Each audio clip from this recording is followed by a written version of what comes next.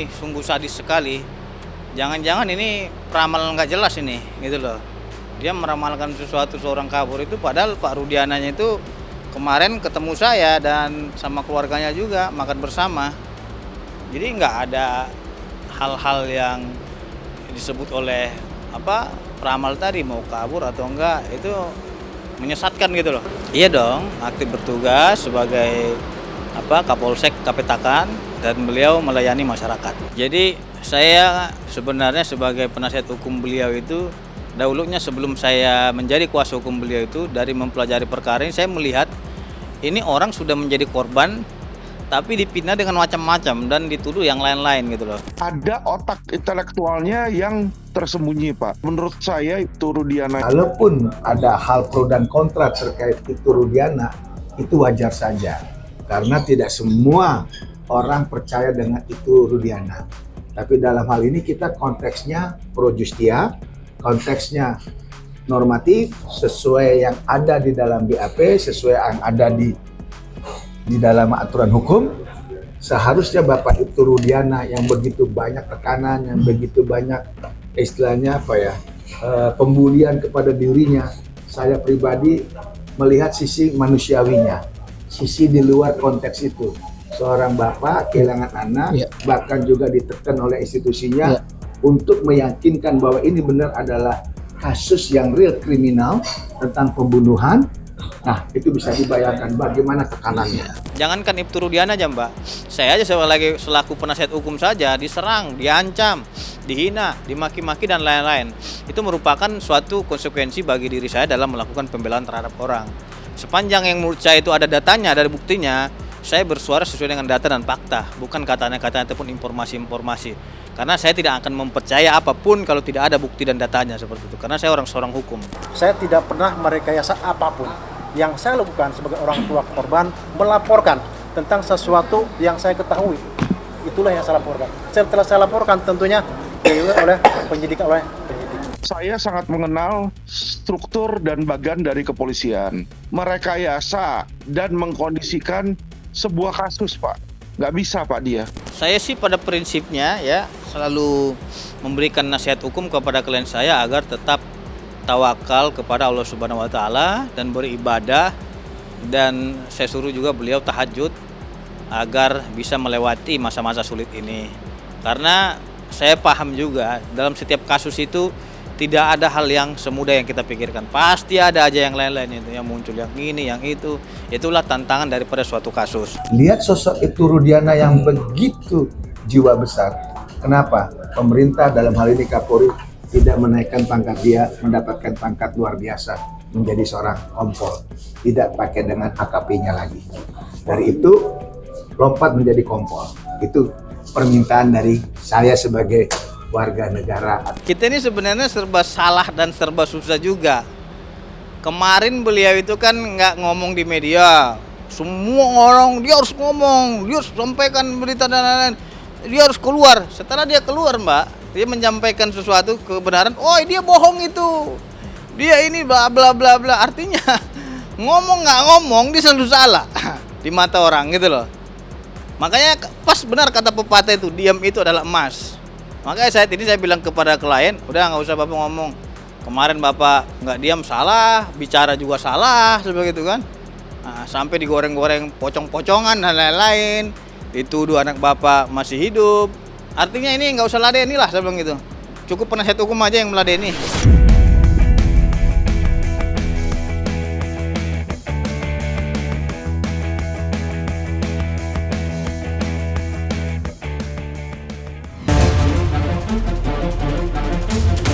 Ada 32 pertanyaan.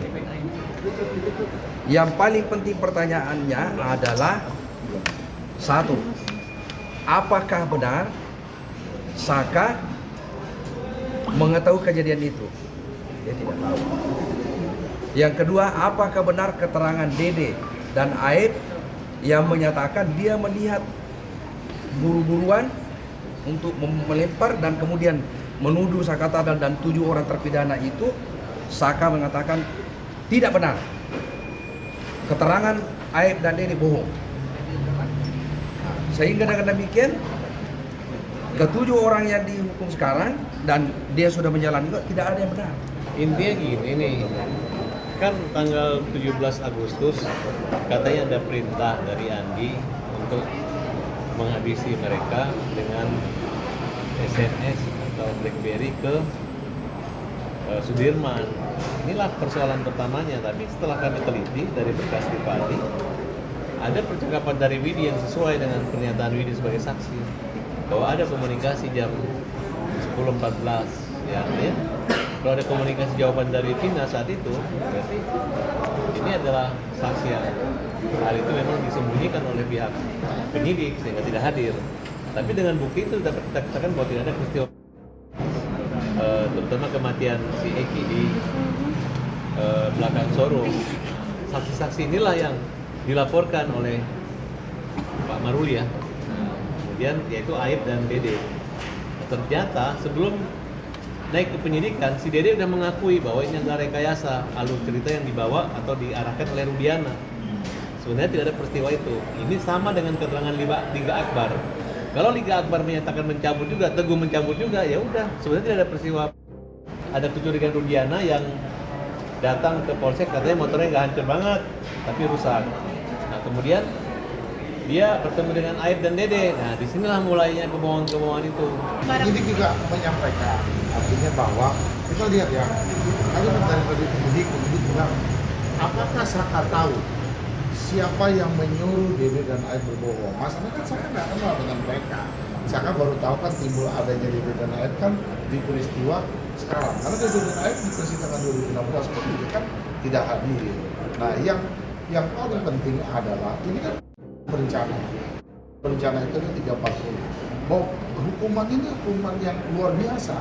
Urgensinya apa sih penyidik ketika 2016 sudah mempersiapkan Dede dan Aib itu mereka di BAP di bawah sumpah, tidak harus lagi di pengadilan. Karena dia yang tadi kami utarakan urgensinya. Sebetulnya kan gini, di 2016 berkas Saka Tatal itu tidak selengkap ini. Karena apa? Saka Tatal waktu itu berusia 15 tahun, sidangnya sidang anak, sidangnya cepat. Bukti-bukti semua itu yang benda biasa saya bawa itu adanya di berkas peradilan dewasa, pengadilan dewasa. Ternyata kalau dari seluruh berkas kan saya pahami ada yang salah. Nah, di dalam berkas itu ada bukti percakapan. Cuman waktu itu karena percakapannya itu yang disebut sebagai orang yang memiliki motif adalah Andi dan Dani, karena orangnya kabur, bukti percakapannya itu kan tidak ditampilkan di dalam berkas. Ternyata di dalam berkas itu hanya ada percakapan antara Hadi dengan pacarnya, kapan makan, mau sholat dulu dan sebagainya, itu hanya candaan. Nah, bukti ternyata ada terselip bukti yang sangat kuat bahwa pada pukul 22.05 Vina masih berkomunikasi dengan Widi dan Mega. Itu pun kita ketahui ketika sidang PK Saka Tatal.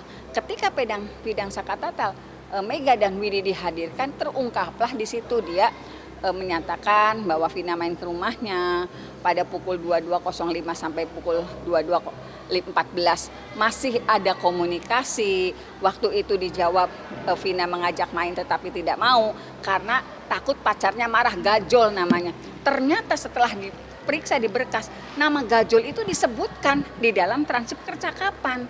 Artinya sebetulnya di 2016 jangan-jangan penyidik sudah tahu ada percakapan itu. Tetapi kan kalau di bukti transkripnya tidak ada nama, semua nomor dan nomornya kan banyak sekali.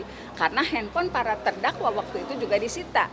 Kami tidak bisa mendeteksi saat itu tidak bisa mendeteksi ini handphone siapa gitu. Tetapi setelah ada bukti kalimat Gajol, saya takut dimarahin Gajol, ternyata itu tertuang di dalam berkas di 2016.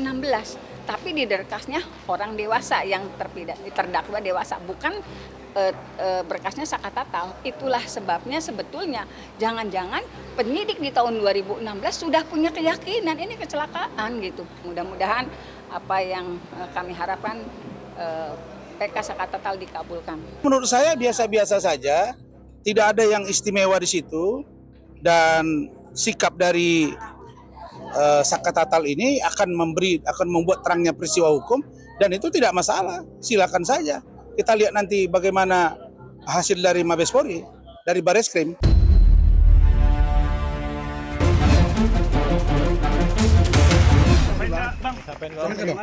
Ngomong dong. Ayo dong. Emang ada masalah gimana? Bang. Apa, Bang? Besok, Bang.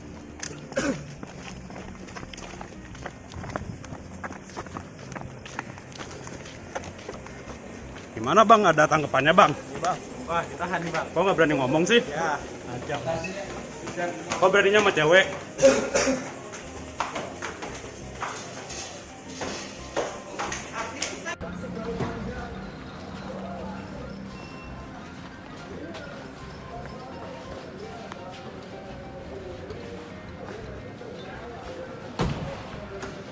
Kebetulan Indonesia sudah meratifikasi ya perlindungan terhadap perempuan juga dan perlindungan terhadap keluarga, kemudian menerapkannya di dalam Undang-Undang KDRT yang disebut jelas di pasal 5 yaitu kekerasan fisik dalam rumah tangga. Nah itu diancam di pasal 44-nya ayat 1 yang bunyinya setiap orang yang melakukan perbuatan kekerasan fisik dalam lingkup rumah tangga sebagaimana dimaksud dalam pasal 5 huruf A dipidana dengan pidana paling lama 5 tahun atau denda paling banyak 15 juta rupiah. Baru ketangkap, baru aja ketangkap sejam yang lalu di Kemang, gitu. Ya langsung dibawa ke Polres Bogor, harusnya kan TKP-nya Polres Bogor. Sebaiknya sih diproses hukum dan berlanjut ya, jangan dicabut, takutnya nanti biasanya bucin terus damai lagi. Kan kita banyak lihat berita ya, orang-orang yang damai akhirnya diulang KDRT-nya lalu takut ketahuan, ya na'udzubillah meninggal tuh anak istrinya. Saking takutnya akhirnya dia lebih menekan lagi. Ini yang menarik sebetulnya penerapan pasalnya ya, karena ada dendanya 15 juta. Dan itu bunyinya atau. Artinya memang satu dan lain hal mesti dilapis dengan pasal yang lain. Kalau menurut saya selain premier pasalnya yang ancamannya 5 tahun juga diancam dengan pasal 351 ya. Sehingga deliknya bukan delik aduan lagi tapi delik umum.